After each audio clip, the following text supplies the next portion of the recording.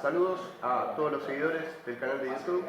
Me encuentro acá una vez más con un maestro, como suele suceder en estas charlas, entrevistas. Y en este caso nos visitó de Brasil el maestro Francisco Terres Troix, ¿no? Y ha venido invitado por el Club Torreblanca a disputar un torneo cerrado. Y bueno, nos contactamos y aproveché la oportunidad para tener esta posibilidad de una charla con él, ya que obviamente es una persona que ha recorrido el mundo con el ajedrez y enfrentado a grandes ajedrecistas y puede dar su visión tanto del ajedrez mundial como de su experiencia de vida, ¿no? ¿Qué tal, maestro Troix? ¿Cómo le va? Muy bien, Muy me bien. gusta mucho Buenos Aires. ¿Le gusta mucho Buenos Aires? Sí, siempre vengo acá y cuando vengo a Buenos Aires hago una visita al Tour Argentino, siempre. Es parada obligada. Obligatorio. Perfecto. ¿En qué año vino por primera vez a Buenos Aires? En 70, 1970. ¿1970? Hubo un torneo en Villa Gesell, torneo por equipos. De Villa Gesell. Villa Gesell. Madariaga, ¿no? Sí, Playas de Madariaga me parece que era. Sí, y vino una equipe de Brasil y había varias equipes. Una equipe que tenía Naito, otra que ya tenía Pano y otros jugadores. Torneo por equipo. Usted vino para jugar para el equipo brasileño. Yo jugué de cuarto tablero. ¿Y quién era el primer tablero? Era Elder Câmara. Elder Câmara. ¿Recuerda cómo estaba conformado el equipo? Elder Câmara, Antônio Rocha, Herman Claudius Van Riemsdijk. Sí, el maestro más bien. Y Mario Everard. Claro. Mais conhecido, mas para surpresa de nosotros, da equipe de Brasil ganó el torneo. Brasil ganó el torneo. Fantástico. Sí, Había equipos muy fuertes. sí, muy fuerte, muy fuerte. Claro. Sí, una con Naida y otros jugadores, y Argentina. otra con Pano, Palermo. García Palermo. No, No, Vicente Palermo. Vicente Palermo. Vicente Palermo, sí. Y otros jugadores muy fuertes. ¿No? Buenísimo. Bueno, entonces aprovechamos que tiene que estar de buen gusto aquí en Buenos Aires para preguntarle lo que queremos repasar con la gente, que la gente sepa cómo empezó usted a jugar al ajedrez, en qué época y a través de quién fue que lo inició en el ajedrez precisamente. Bueno, yo estaba en la casa de un hermano. Yo tengo 6 hermanos, somos 7. Estaba en la casa del hermano chamado João. E aí ele estava junto a um tabuleiro analisando uma posição com meu irmão major, o Antônio. E eu cheguei, que interessante, como é isso? E daí me criou o interesse de jogar ajedrez. Eu teria 8 anos, 9 anos de idade. 8 años de edad, era la época del match Botvinnik-Smyslov. Eu tive 54, sim, mais ou menos, 55. Pero eu já não tinha ideia Não sabia quem era Botvinnik, nem tampouco Smyslov. Não tinha essa... Empezó como algo casero, digamos. Sim, incluso não segui muito, não segui jogando. Eu parei uns 2, 3 anos, depois volvi assim, aí comecei a jogar. Ah, fue esa la cronología, o sea, empezó más o menos a los 8 años, dejó 2, 3 años E depois volvi. y después se volcó a clubes, ¿puede ser? E havia um clube de cidade que jogávamos. ¿Qué ciudad era? Canoas. Canoas. Onde nasci, onde eu nasci. Canoas, Rio Grande do Sul. Sí. Uma cidade vizinha cerca, ou como se diz vizinha? Sí, vecina. Vizinha de Porto Alegre. Claro. Se trasladó a ese club y ahí sí jugó y no dejó más. Aí comecei a jogar com mais frequência, havia campeonato pela segunda categoria, joguei, aí consegui me classificar para jogar de primeira categoria, e isso foi me dando mais interesse pelo jogo. E depois, em 63, eu fui a Porto Alegre, jogar no Petrópolis Xadrez Clube, que é o maior clube de ajedrez que tem no estado. Né? Claro. En Porto Alegre. Porto Alegre. E daí progressei muito rápido, porque fui aí jogar em 63, em 64 já me quedei, já joguei campeonato de Porto Alegre e ganhei contra jogadores mais experimentados. Então comecei muito rápido e aí o interesse aumentou. Sí. Em 64 também joguei o campeonato do estado do Rio Grande do Sul. Aí jogou Mequinho. Con Mequini. A primeira vez, ele ganhou o campeonato, nós outros empatamos na partida Individual, sí. individual, pero ele quedou primeiro e eu quedei quarto lugar. Era classificatório para um campeonato brasileiro, que ia se jogar em Rio de Janeiro. Perfecto. Eso, digamos, fue la experiencia ajedrecística, digamos, cómo rápidamente fue en el ascenso a nivel nacional. Me imagino que estaría en ese momento, había abrazado con mucha pasión el ajedrez, estaría estudiando mucho. Y después, cuando realizó su primer incursión en un torneo importante, o sea, en un torneo de relevancia quizá, no sé si internacional o a nivel nacional, pero por ejemplo un zonal. O primeiro torneio importante para mim foi esse campeonato por equipes aqui em Vijaguense. Esse para mim foi muito importante. Foi o primeiro viagem ao exterior, entende? Com um avião da Cruzeiro do Sul, que não existe mais. Claro. Primeiro. Depois desse torneio de Vijaguense, fui a jogar no Aberto de Mar del Plata também, em 70. El Abierto Mar del Plata, que el que jugó Lothar Schmidt, ¿puede ser? Exatamente. Quedamos no mesmo hotel Força e Luz, algo assim. ¿Cómo? Hotel Luz y Fuerza. Luz e Força. Sí. Hablé con él, todo muy simpático, caballero, caballero. Hace poco hicimos una nota con el maestro Rodolfo Fará, que es argentino, tiene 86 años. Él era uno de los punteros en ese torneo. Iba puntero junto con Héctor de la Vega y con Lothar Schmidt, hasta que le tocó jugar con Lothar Schmidt y perdió. Pero también me dio la misma referencia que usted, que era un señor impecable, ¿no? Muy educado, gentil, ¿cómo se dice gentil? Claro, sí, sí, muy educado, amable, correcto. Amable. Ahora, usted ya sabía obviamente quién era Lothar Schmidt, para esa época ya tenía conocimiento. Sí, ya sabía. ¿Y qué le pareció acercarse a un personaje tan importante? Fantástico, ¿no? Era estimulador, ¿no? También. Sí, sí. E depois a segunda experiência foi a Olimpíada Mundial em Skopje, na Iugoslávia, em 72. 72, sí. Ah, usted jugó la Olimpiada. Sí, para jugar a Olimpíada havia que quedar bem classificado no Campeonato Brasileiro. Claro. E o Campeonato Brasileiro de 72 eu quedei segundo lugar empatado. Ganhei o desempate, quedei segundo e joguei a Olimpiada como o segundo tabuleiro do Brasil. ¿Quién ganó? Meki. Ganhou Eugênio German, que foi o primeiro maestro internacional do Brasil. Claro. Eugênio German. Qué buena colocación, igualmente el suyo, un segundo puesto empatado. Quedé empatado con más dos jugadores, pero gané el desempate. Clasificatorio para Skopje, ahí en Sí. Yugoslavia. Y bueno, ¿y cómo fue? Por primera vez llegaron a la Olimpiada. Fantástico. Jugué con Ivkov la primera vez. ¿Con? Ivkov. Ivko, por el app Ivko. Ivkov se casó con una argentina. Argentino, sí. Otra persona fantástica. Esta fue la primera gran experiencia. He visto Botvinnik ahí como fazendo parte de la equipo rusa y todo. ¿Lo vio a Botvinnik en Skopje, ahí 72? Bueno, ya se había hecho para usted una costumbre, digamos, alternar con grandes maestros de nota, ¿no? Era uma grande novidade e uma satisfação.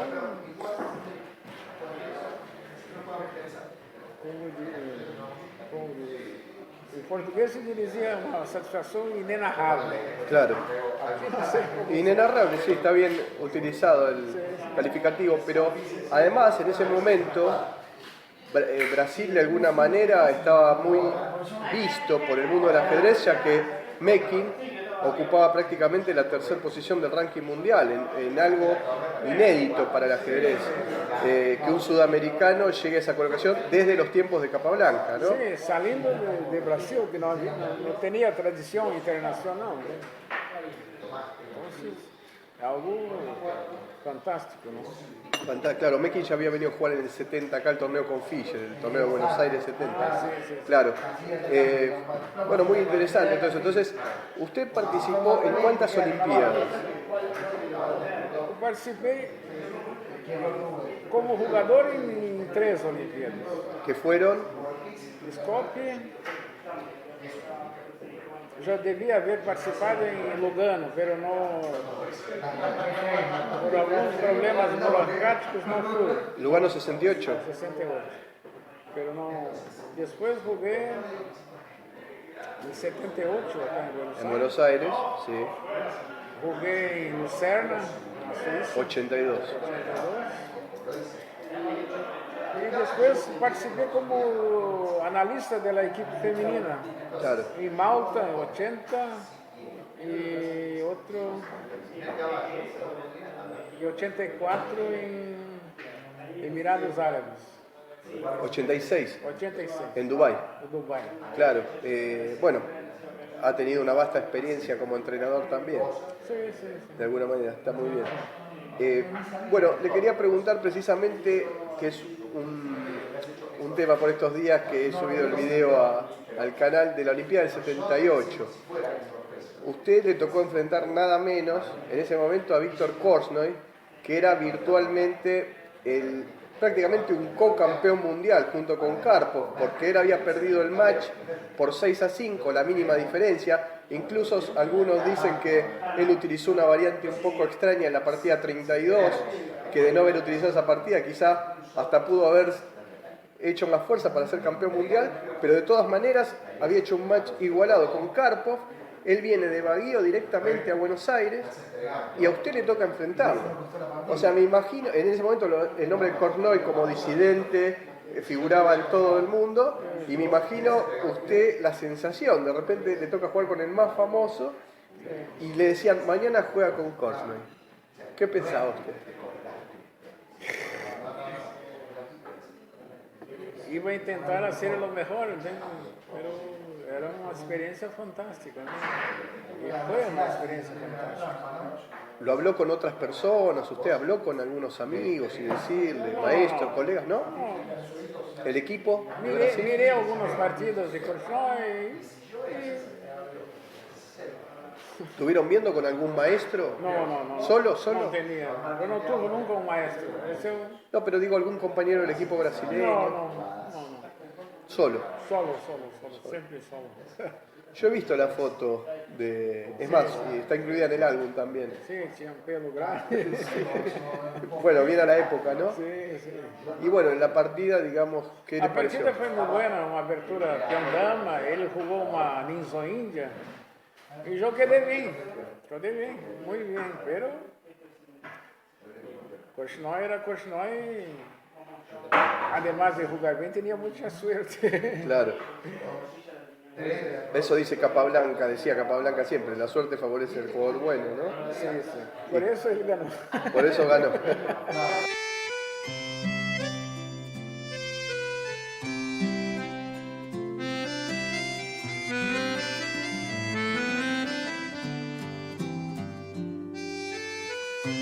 En esta Olimpiada, ¿a quién más le tocó enfrentar de los jugadores de nota? Joguei com Timman, Con Jan Timman. joguei com outro jogador muito forte, Vigin Shashvili. Ah, sí, Zambili. Fantástico. El israelí nacionalizado norteamericano. Sí, le ganó una partida muy bien.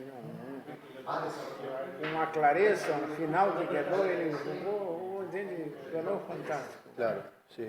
Partida muy buena. Un jugador talentoso, de un talento muy extraño, sí, muy complejo, No, pero tenía una técnica. notable. Y muchos otros. ¿no? Claro, bueno, de alguna manera, ese enfrentamiento del maestro Troyes con Korchnoi y con Timman no fue una excepción, porque apenas un año después él fue a jugar el Internacional en Riga.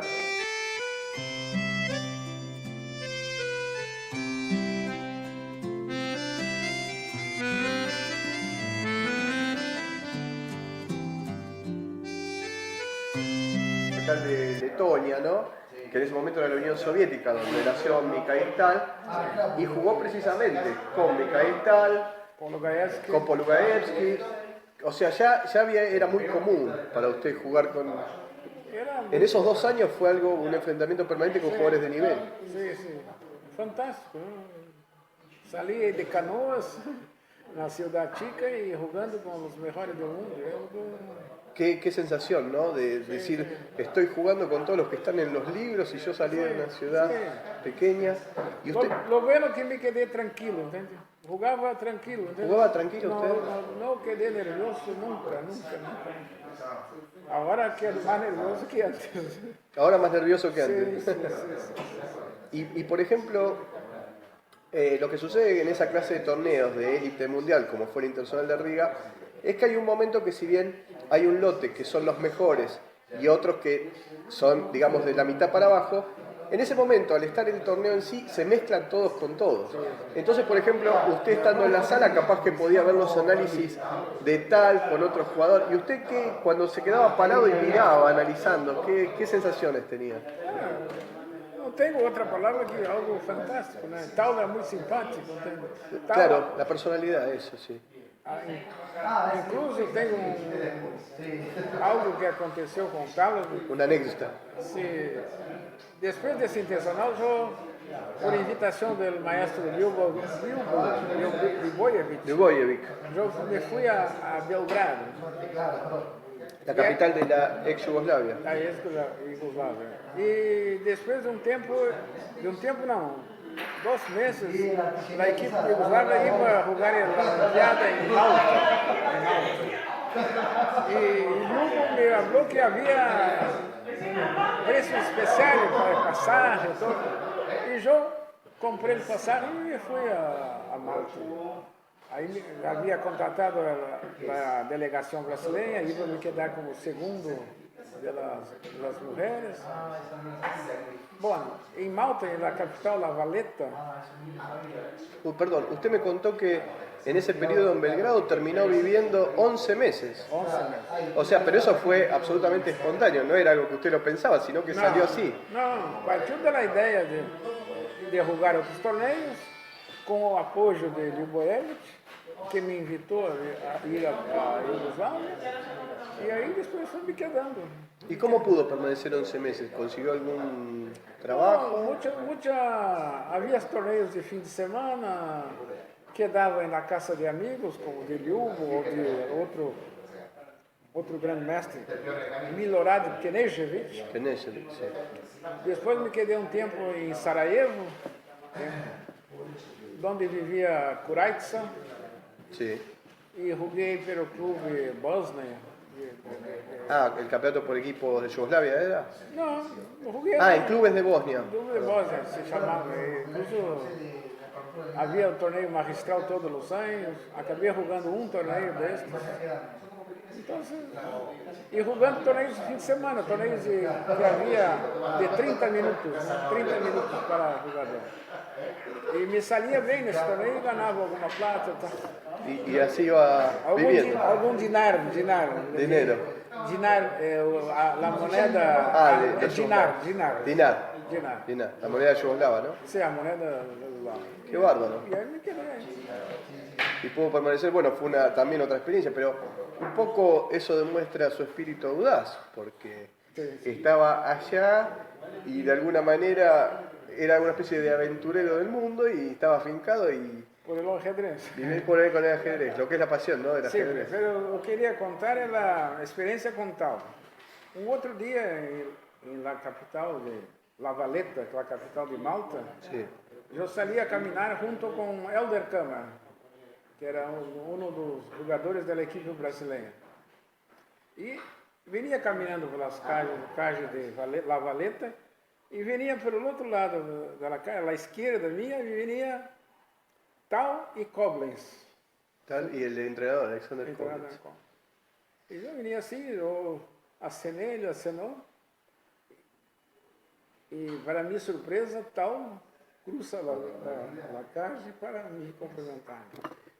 O sea, usted lo saludó a Tal y Tal cruzó la calle para darle la mano. Un caballero, ¿no? Una sensación muy gratificante, ¿no? Para usted. Toda vez que eu falo isso, eu fico... Se emociona, Sí, se emociona. Claro. Qué maravilla, ¿eh? Mucha gente ha mencionado lo que era tal en el aspecto humano, sí, como persona, sí, despejado fantástico. de toda mezquindad y demás. Sí, fantástico. Claro. Qué lindo, ¿no? Sí. Qué lindo. Bueno, y entonces me dijo, tenemos para hacer más o menos la cronología. Sí, sí. Buenos Aires 78, ya había enfrentado a varios jugadores mundiales. Internacional de Riga, otra camada importante, jugadora importantísima. Y después juega el torneo Conex Canon en el 79. O no sé si fue el torneo Conex Canon antes o el Internacional antes, no sé cuál fue primero. No importa, fueron los dos en el 79. Creo que Conex que no fue antes. Conex Canon fue antes, bueno. Y ahí también enfrentó otra vez a Kornoy, de vuelta en Buenos Aires. Y otros gran maestros, Liberson, Walter Brown, Miguel Naide, grande Naide, Miles también, Anthony Miles, Anthony Miles. sí, y otros. Claro, claro. Y también, excelente, ya era una especie de... Jugué con Schweber también. ¿eh? Con Samuel Schweber, Sí, sí, jugó ahí. Con Quinteros, Miguel Quinteros, con Smetan, Smetan, sí, sí. el maestro internacional Jorge Smetan, que falleció. Sí, ya lo conocía, porque ele vivió un tiempo en Brasilia, vivió un tiempo en Brasil, Jorge Smetan. Entonces ya lo conocía de ahí. Claro, sí, un maestro internacional así como usted, también con mucho talento y proyección, ¿no? Sí, sí. Bueno, entonces, de eso, digamos, de ese roce que usted tuvo con la élite en esos 2 años, después tuvo que volver a jugar torneos en Brasil y... Sí, jugué el Zonal Sudamericano de 75, 72, 75. Quedé terceiro empatado com o Scarpano. Claro. Primeiro foi Raul Sanguinetti, segundo Miguel Quinteiros, e terceiro empatado Pano e Jó. Aí tuvimos que jogar um mate para decidir. Havia 3 vagas para 3 plazas 3 plazas para o campeonato mundial, internacional. para el Internacional. Tuvo que jugar un match usted con Pano. Pano. No era rival fácil. Também tinha muita sorte. Sí. Não, jogava muito. A diferença, eu senti a diferença no tabuleiro. Claro. Me ganhou. E eu não me quedei, como se diz, caliente, não? No se quedó enojado Não, enojado. Não. porque sintió que estaba ante un rival superior. Não, eu sabia que ele que tinha que ganhar mesmo. Não? Claro. E depois segui jogando o Campeonato Brasileiro, joguei torneios abertos em Mar del Plata. Aí depois joguei o Zonal Sul-Americano de 78. Claro. E aí tuve sorte e consegui me classificar para o Internacional de Riga. De Riga, perfecto, sí. Es más, lo estábamos viendo justo en una revista que tenía acá el maestro del Zonal Sudamericano del 78, donde jugaron, por ejemplo, los nombres que vi ahí, por Argentina jugaron Jaime Ema, Luis Marcos Bronstein, Juan Carlos Hase, Daniel Cámpora, y después por Brasil, Alexandru Segal, Germán, bueno, toda una serie de jugadores muy talentosos y el maestro pudo ocupar la primera posición de ese torneo. Bueno, ya pasando, estamos haciendo un repaso rápido, pasando por los 70, los 80, ya dijo, usted de alguna manera era el entrenador del equipo femenino. Sí, 2 veces. Sí. 2 veces. ¿Cómo le fue la experiencia con los femeninos? Bueno, tranquilo. Las ajedrecistas brasileñas son tranquilas, ¿no? ¿Sí? ¿Comprendían los conceptos que usted le daba? Yo intentaba comprender los conceptos de ellos. Claro, usted tenía que comprender los conceptos de ella también. Sí, claro, para poder transmitir algo tem que entender cómo ellos comprenden las ajedrez, para ahí poder ayudar en algo. ¿no? De todas formas, ya que hablamos de eso, ¿cómo se ha elevado el nivel de las mujeres en el ajedrez? Incluso en cantidad también, porque en esa época no habría tantas mujeres en ajedrez, pero hoy en día hay muchas y juegan muy bien. Incluso en la Olimpiada de Malta, la equipe brasileña quedó muy bien clasificada, muy bien. El equipo femenino. Equipe femenina quedó muy bien. Muy bien. Bueno, y ya llegando a los 90, de Novi Sad no tuvo ningún contacto en esa Olimpiada. No, no fue. No. Año 90, perfecto. Y ya en los 90, ¿cómo se desarrolló su carrera en ajedrez? Bueno, yo seguía jugando torneios. Né? Eu praticamente todos os anos eu ia para a Europa, entende? Todos os anos. Jogar torneios abertos, torneios de Hastings. Hastings, sí, de Inglaterra, el tradicional. Inglaterra, e depois ia jogar em Icazee, na Holanda. Entende? En Holanda. Torneios menores. Uma vez ganhei um torneio menor e me classifiquei para jogar um torneio de maestro. De grandes maestros, sí. Entonces, y seguí en este ritmo. ¿No? Torneo muy prestigioso, el de Hastings en Inglaterra es, creo que es el torneo más viejo del mundo, el torneo navideño, Pero ¿no? hay torneos menores, hay Challenger. Challenger, claro. Yo jugaba estos. Claro, correcto, sí, sí, sí. Además había un torneo también por la mañana, yo jugaba para entrenar. Estaba dedicado 100%. Muy bien, muy bien. Y bueno, con todo ese periplo por Europa realmente tiene una experiencia que yo le podría preguntar de alguna manera. El ajedrez en Europa es distinto, ¿no?, que en Sudamérica. O sea, prácticamente el ajedrecista tiene otras puertas quizá abiertas, ¿no? Sí, otra fuerza, casi otro nivel. ¿No? Sí, claro. Hoy las cosas, las diferencias, pienso que disminuyeron un poco, porque la información, la internet, es muy distinto, ¿no? Computador, ¿no? Cuando empecé a jugar en 70, yo recibía en Brasil la mejor información era la revista Shachmat Bulletin de Rusia. Y recibía un mes después porque venía de navio. Venía de navio, ¿no? Sí. Y hoy se acompañan las partidas directo, ¿no? Hay transmisión directa de la partida. Ainda hoy miré la partida de Caos y otros. Entonces, El torneo de Sinclair que se está jugando en Estados Unidos. sí, entonces es muy distinto hoy. ¿No? Claro, hoy es automática la información y es para todos igual. Todos igual. Por eso hay un jugador brasileño que está acá, Barreto, ¿qué tú hacías? No tenía computador, ¿cómo es que tú te preparabas? Claro. Con la cabeza. Ya tiene todo, claro. Y le hago una pregunta también que es interesante, porque nosotros hacemos una especie de recorrido, vamos y venimos. Quitando el tema del ajedrez, ¿qué intereses tiene Francisco Terrestroy fuera del ajedrez? O sea, ¿le gusta el arte? ¿Le gusta alguna otra disciplina? Sí, me gusta. Además, yo trabajaba en la prefectura, ¿cómo se dice? Prefectura, de prefectura. De Canoas. Ah, la prefectura de la ciudad donde había nacido. Y por ahí fui a trabajar en la Fundación Cultural de Canoas. Claro. Y ahí quedé 15 años trabajando ahí. Correcto. Cheguei a ser presidente, reeleito 4 veces. E aí havia literatura, arte, música, havia uma escola de música e eu trabajaba nesse meio. Bueno, le hice la pregunta porque hay gente en común que me ha referido, me dijo, maestro Troy, es una persona culta, así que me dijo, bueno, podés tranquilamente preguntarle eso. Y esos fueron sus intereses porque, digamos, al ir hacia Europa a jugar los torneos, también quizá tendría oportunidad de pasar en París por el Louvre o... Ah, sim, seguro que vai ser. O Museu do Prado, o museu em Amsterdã, o Museu do Van Gogh. Claro. Entonces, era todo maravilloso la vida. Sí. O Museu de Van Gogh,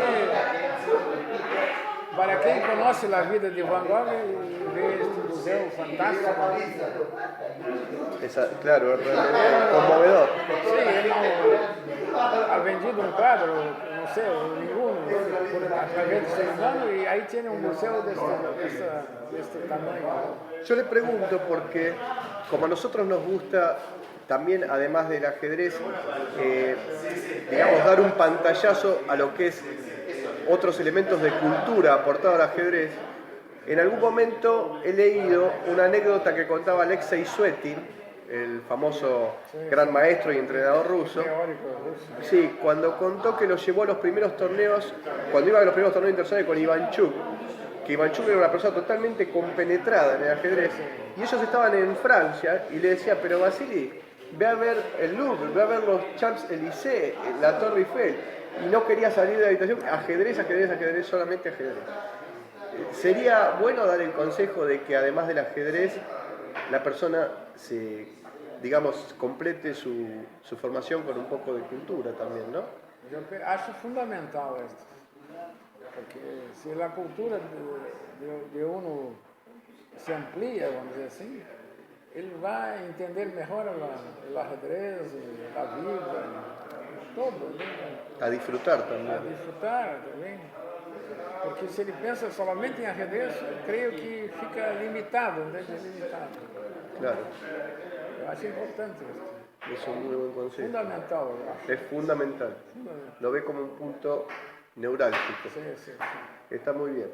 Bueno, y nosotros así como pasamos del ajedrez, todo. Me dijo también que jugó con Miguel Naidorf, con varios maestros argentinos. Bueno, nosotros estamos en Buenos Aires y Sí, sí, nos vale, interesa vale, eso. vale.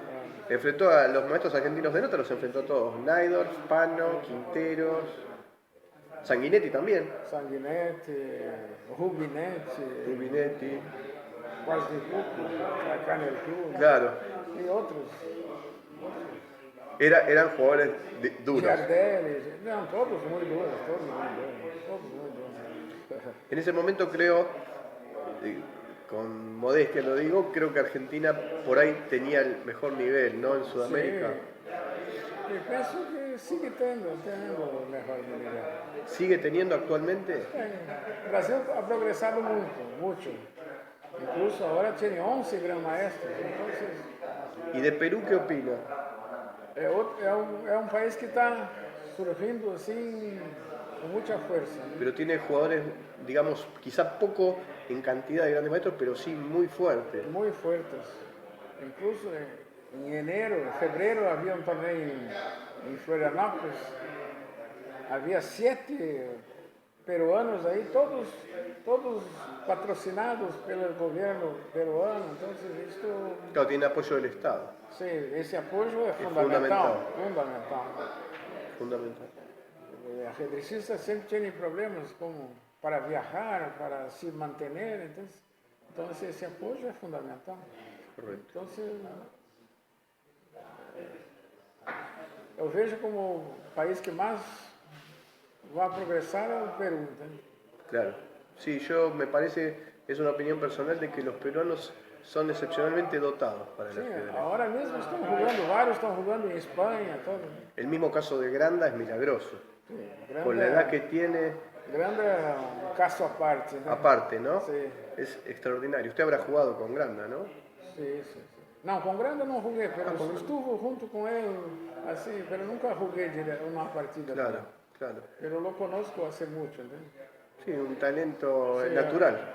Un talento fuera de serie. Y usted, hay otro tema que nos inquieta un poco a nosotros, que lo hablamos varias veces, que es obviamente la inserción y la fuerza que hoy día han alcanzado las computadoras, o sea, los módulos. Es sabido que Carlsen es el mejor jugador del mundo, por lejos, indiscutido, pero un teléfono móvil con un programa de 3.400 euros le gana fácil al campeón del mundo. Antiguamente, la palabra del campeón del mundo era la más autorizada en el mundo del ajedrez. Por ejemplo, decía algo Botvinnik, decía algo Fischer y nadie discutía. Pero hoy en día la verdad la tienen los teléfonos móviles o la computadora. Es algo increíble, ¿no? Pero la computadora tiene su manera, su modo de pensar. No es lo mismo que piensa un jugador, nosotros los humanos pensamos. No tiene problema psicológico, no tiene la lógica, el concepto de nosotros, pero tiene una fuerza, una frieza. El momento de calcular fantástico. El cálculo no tiene como igualar con ellos. Claro, si bien el ser humano tiene más conceptos, pero por fuerza bruta la máquina termina Pero yo pienso que esto, computador tiene que jugar con computador. Claro. No tiene que jugar con humanos. Y el computador sirve para ayudar a los humanos a se preparar varias cosas, ¿no? Lo que pasa es que, sí, muchos están de acuerdo en lo que dice usted, pero el problema es que, y esto lo he visto yo con maestros, en rotas con Sí, maestros, que ya los mismos jugadores, los seres humanos, enseguida buscan la referencia del módulo. Entonces se ha perdido la capacidad de análisis, porque enseguida lo primero que te dicen, ¿y qué dice el módulo? Y va uno de ventaja para el blanco. Entonces ya no analiza. Este é um grande erro, né? É um grande erro dos jovens de jogar uma partida e não analisar, procurar logo ver o que disse que diz a máquina. Mas isto não é correto. Isso não ajuda nada a ele. Somente saber o que aconteceu não pode. Ele tem que procurar, descobrir como acontecem as coisas. Né? Então você tem que utilizar. Por exemplo, eu recomendo que depois de uma partida ele tinha que analisar 2 horas, por lo menos. Depois vai... En el mismo post-mortem, o sea, ahí, o no, solo. Não. Solo. Depende, não sei. Claro, como surja. E depois vai comparar com as análises da máquina. Pero antes hay que ele trabalhar. Lo que pasa es que la máquina encuentra ideas absolutamente fabulosas, cosas que por ahí uno en la partida ni siquiera había tenido en cuenta. Hace poco surgió un incidente gracioso, hay una partida famosa de Edward Buffel, el gran maestro ruso fallecido, donde él, su mejor partida, la partida con Bashirov, donde él dice, esta jugada es la mejor jugada de mi vida, le costó 1 hora. Se la pusieron a la computadora y resulta que la jugada ni siquiera es buena, hay otra mejor en la posición y menos mal que Buffel murió porque si no hubiera visto que la mejor jugada de su vida no era tal. En el concepto artístico, Sí, digo. pero es problema de computador. ¿No? Hay que separar, ¿entendés? Hay que separar. La computadora es para ayudar a las personas, los jugadores, a se perfeccionar, pero no para competir con... Bueno, entonces si sacamos las computadoras, sacándolas, ¿qué piensa de la élite mundial del ajedrez? Fantástica, ha progresado mucho. ¿No? Sí, se juega con una precisión muy Sí, extrema, ¿no? Ahora, sí. Progreso natural, ¿ves?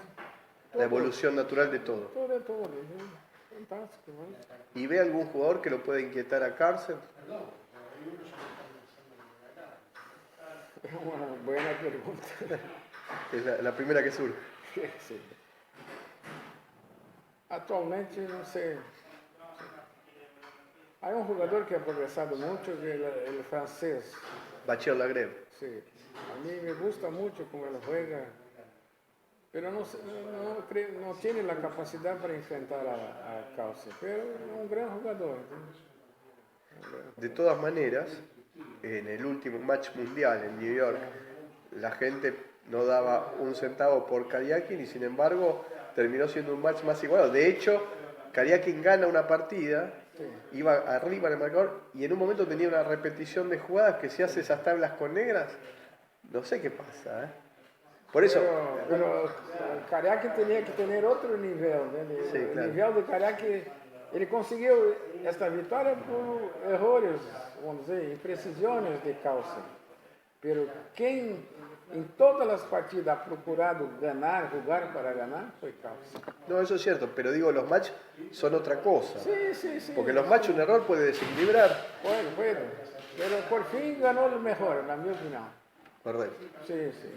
Y ahora los torneos están probando, es una prueba que Karyakin, para mí no es el segundo del mundo. No. Claro. No. Le falta ainda algo, puede llegar. Sí, clasificó en esa ocasión, pero... Incluso se clasificó ese otro ruso, ¿cómo es? Svidler. Tenía todas las condiciones de ganar, ¿entendés?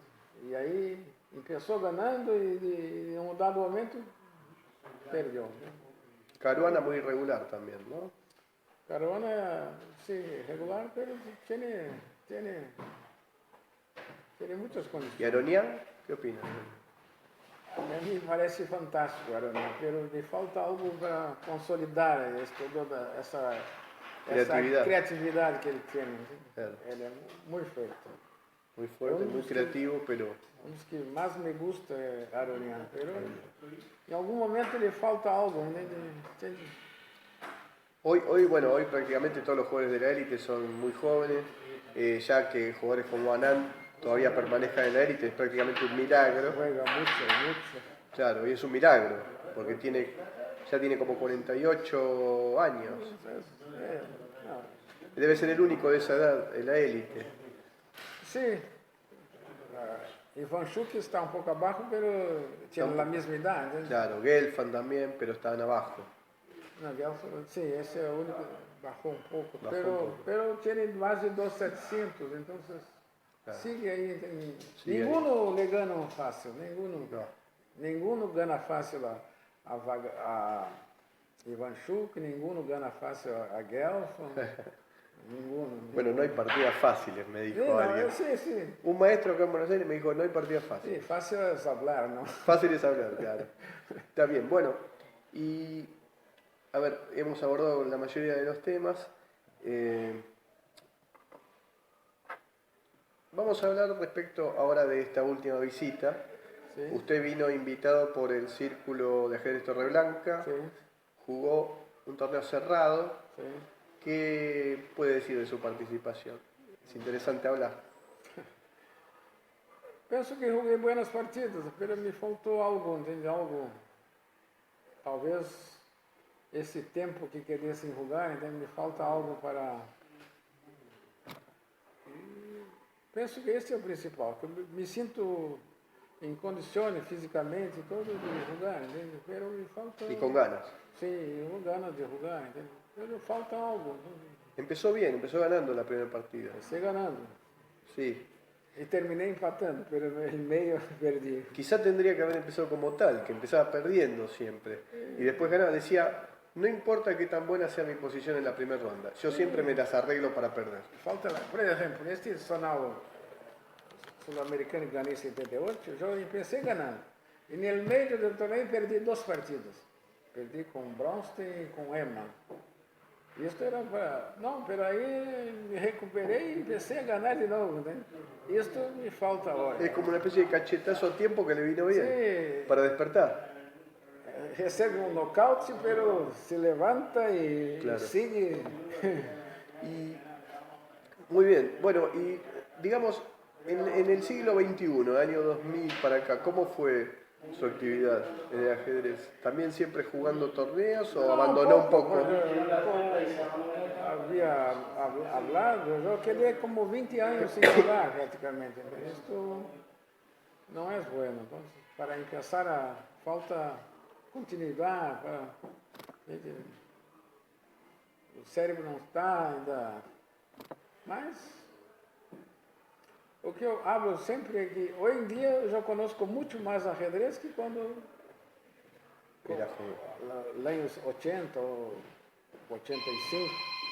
Pero ahora la práctica no es la misma, pero conozco mucho más ajedrez, mucho más. Antes era mucha voluntad Y respecto, ¿quién puede, a ver, digamos de alguna forma, quiénes han sido sus ajedrecistas modelos en la historia, no? muchos. Lo quién ha admirado por sobre todo. Muchos. Me gustava Capablanca, Alekhine, muitos. Inclusive jogadores que não são muito conhecidos, Charozek, fantástico. Charusek, Rudolf Charusek, Steinitz, Steinitz. Lasker. Y de alguno de esos jugadores usted trató de copiar un estilo, porque por lo que he visto en sus partidas, me pareció un jugador posicional usted, ¿no? Meu estilo se parece mais com o Spassky, por exemplo. Juego vários tipos de posições. Universal. Sim. Me parece isso. Y activo. Sim. Não sou do estilo de Petrosian, não. No, profiláctico no. Não. Me gusta mais luchar, entende? Pero Às vezes parece que é muito posicional, mas não. Por exemplo, a Petrosyan é muito posicional, mas quando jogava Blitz, era, entende? Una mente fantástica. Claro. Era rapidísimo, claro, es Sí. increíble, sí. Sí, para jugar posicional hay que ver mucho tácticamente, mucho. Claro, es como que uno en las partidas pensadas de Petrosyan suponía un jugador lento y después resultaba que era uno de los mayores especialistas de Blitz, algo notable. Sí.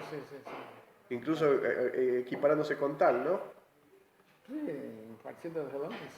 Sí, claro. Tal para mí é um ídolo, entende? Claro, un ídolo. É um ídolo. Pero hay vários jogadores. Spassky, em seu tempo, ganhou 12 interzonais, matches de campeonato de torneio de candidatos, fantástico. Korchinov, outro. Eu joguei 3 vezes com o Korchinov. Joguei em Buenos Aires 2 vezes, depois joguei num torneio em uma cidade aí em Europa, em um aberto aí, jogamos aí um torneio. Bueno, ¿y qué opina de Buenos Aires esta última visita? ¿Cuánto hacía que no venía? Como? ¿Cuánto tiempo hacía que no venía a Buenos Aires? Hacía um ano. Ah, muy poco. Pouco. Claro, 2 anos, não. Joguei em Mar del Plata há 2 anos, sim. O ano passado não pude venir, mas joguei o ano passado em Vila Martelli também. Joguei um aberto, um torneio cerrado aí. Pero, tiene una referencia directa en tiempo. sí. Y quisiera que me diga 2 palabras de 2 ajedrecistas también que no se pueden omitir en estos casos, que son Fischer y Kasparov. Usted el año 72 lo vivió perfecto y recuerda. Incluso comentei el match de Fischer e Spassky para como se diz, um diário, Para un periódico. um periódico em Porto Alegre. Sim. Ah, ¿sí? Sí. Un periódico en Porto Alegre. Sim.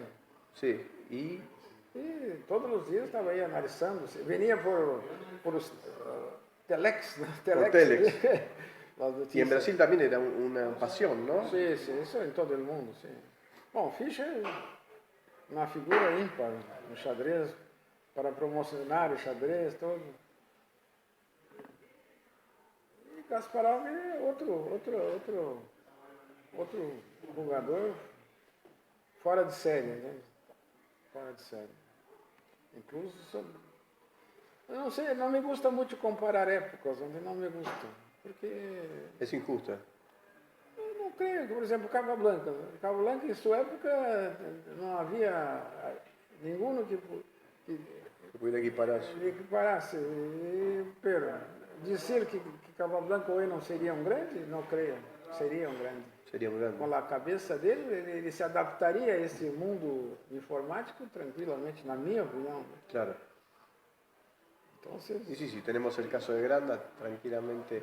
isso, Pero digamos que entre los 2 nombres que le mencioné, Fischer y Kasparov, la diferencia, digamos, más marcada que puede existir es que Fischer era un devoto de Kaisa, del mundo del ajedrez, estaba compenetrado en el ajedrez, y Kasparov aborda un poco más el mundo de la política, el ajedrez, los negocios. Es una personalidad más abierta, ¿no? Fischer no tenía una formación académica y Kasparov de alguna manera demostró que el ajedrecista puede ocupar, ¿no?, diversos ámbitos. Seria um grande match, Fischer versus Kasparov. Para la política no lo ve, ¿no, Kasparov? Sim, tem suas ideias, isso é muito importante. Sim. O Fischer também, de uma certa forma, se rebelando contra certas coisas, também, mas não de forma como o Kasparov lo hace. ¿Entende? Claro. Muy bien. Bueno, el maestro nos acompañó en la entrevista, en representación también del ajedrez brasileño, muy importante, con figuras que nosotros admiramos también, como Jaime Suñeneto, obviamente Enrique Meckin, el gran maestro Milos, y bueno, montones de ajedristas, Hermann van Rieslik también, que bueno, y bueno, le agradezco, maestro, la entrevista, muchas gracias. Mucho gusto. Y podemos hacer unas jugadas para terminar. Podemos, sí. Hacemos unas jugadas así sin reloj para cerrar la nota. Que va a ser peón rey, muy bien. He jugado con el maestro Lincoln Lucena en Nueva York y también me jugó peón rey. Parece que es Ah, el ¿sí? arma brasileña. Pero lo preferido dele es C4, ¿eh? Ah, C4. Sí, sí, no es su preferida E4, ¿no? Le vamos a decir entonces por qué jugó E4. Vamos a hacer muy bien las jugadas. Aparente Segal. Segal, en Brasil es Segal. Sí, no es Segal, pero en Brasil sí empezó a jugar, él empezó a jugar esa variante. Claro. Él empezó. Rustemov. Ah, Creo que la llaman, no sé. no sé, tampoco lo sé.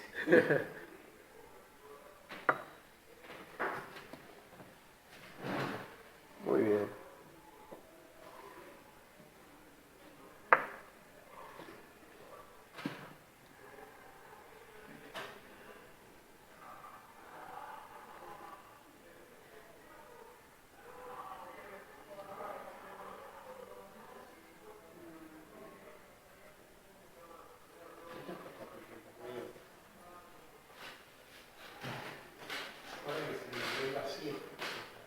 Muy bien, el maestro ahora sí amenaza caballo E5.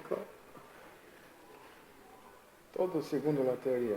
Todo según la teoría. Acá no podemos salir del libro. Y no, claro, porque si no la nota es como que complica.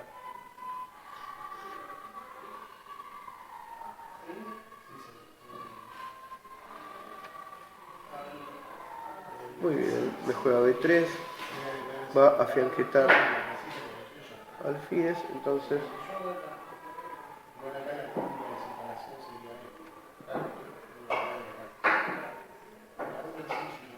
estamos tocando un poco.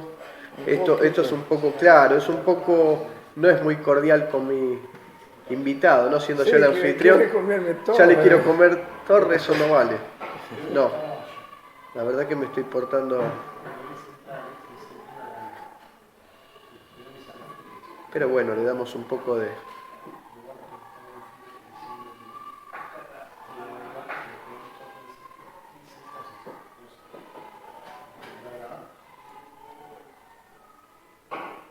Bueno.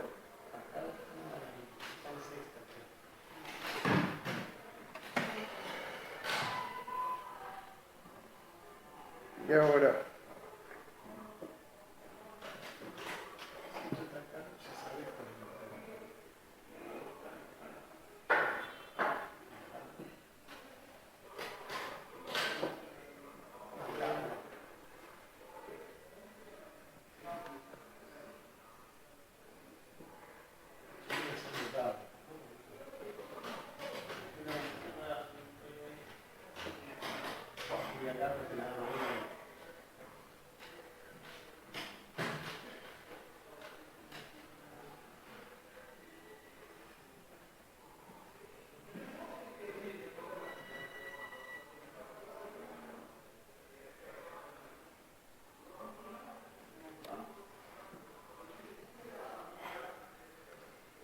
Bueno, maestro, yo le ofrezco tablas. Hacemos tablas, muy bien, muchas gracias. Ahí está.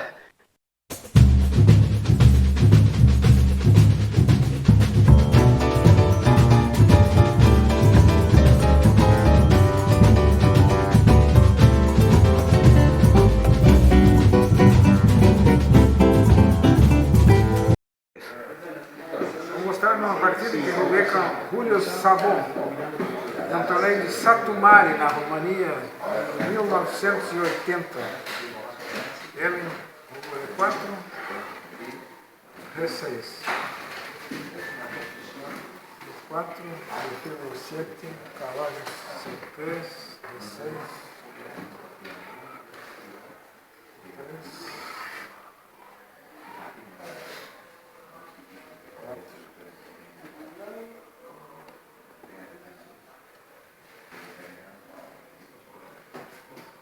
O jogador Blancas é um jogador agressivo, tinha ideias de cambiar o alfil e atacar o rei negro.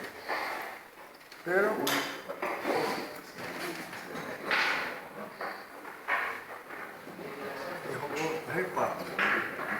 como el jugador quería atacar el negro. Entonces contraataqué en el centro, ¿no? Ele seguir uma ameaça de jogo, contra-ataque no centro. Um contra-ataque temático, né? Contra um ataque de ala, um contra-ataque no centro.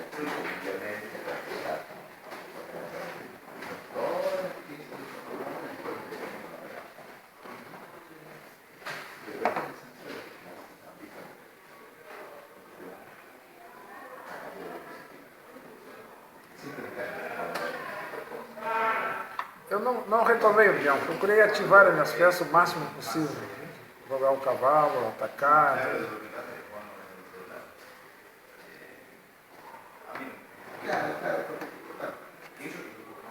Fazer enroque largo.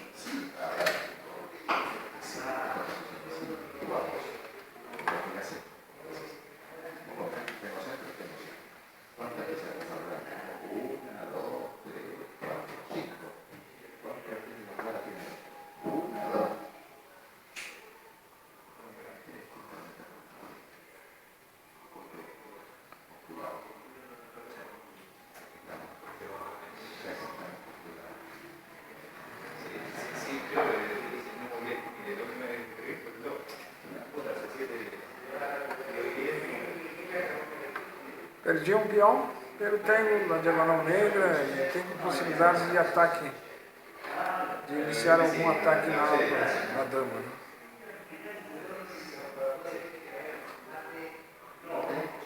Contra-ataque.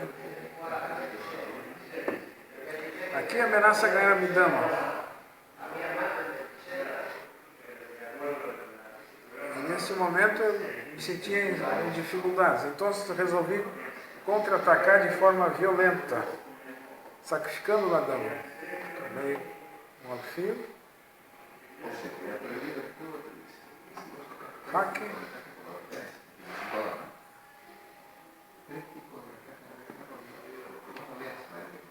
no final tenho 2 peças pela dama.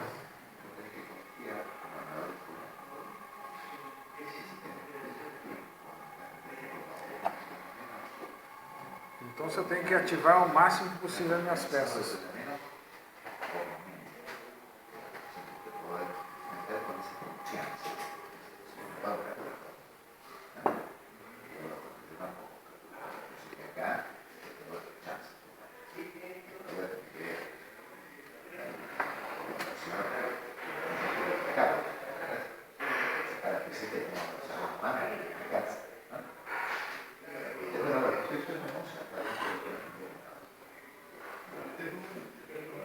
Ameaças de entrar na coluna, o fio apontando.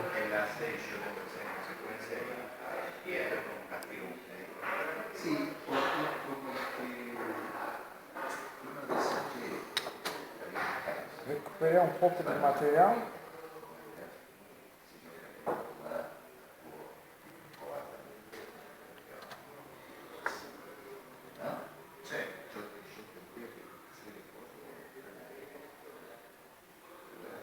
E agora ameaço o rei. Não tem a defesa natural, porque o cheque. Então você jogou o peão. E agora, tomando esse peão, eu ameaço romper a estrutura do rei. A estrutura que protege o rei. Tentou defender. Mas aí eu tenho esse lance. Ele é obrigado a tomar, porque se sair, o peão avança e vai quebrar a estrutura que defende o rei. Tomou. E agora a torre aqui. E a partida chegou ao seu final. Porque a torre sai, a dama tem que sair, dá um cheque, ele joga aqui e entra outro cheque e ganha a torre lá embaixo e fica com 2 bispos contra um cavalo e aí a partida terminada. Momento nesse lance aqui, quando joguei bispo F8 ele abandonou. E se tomar, joga aqui e a torre entra em 8 e ganha a torre.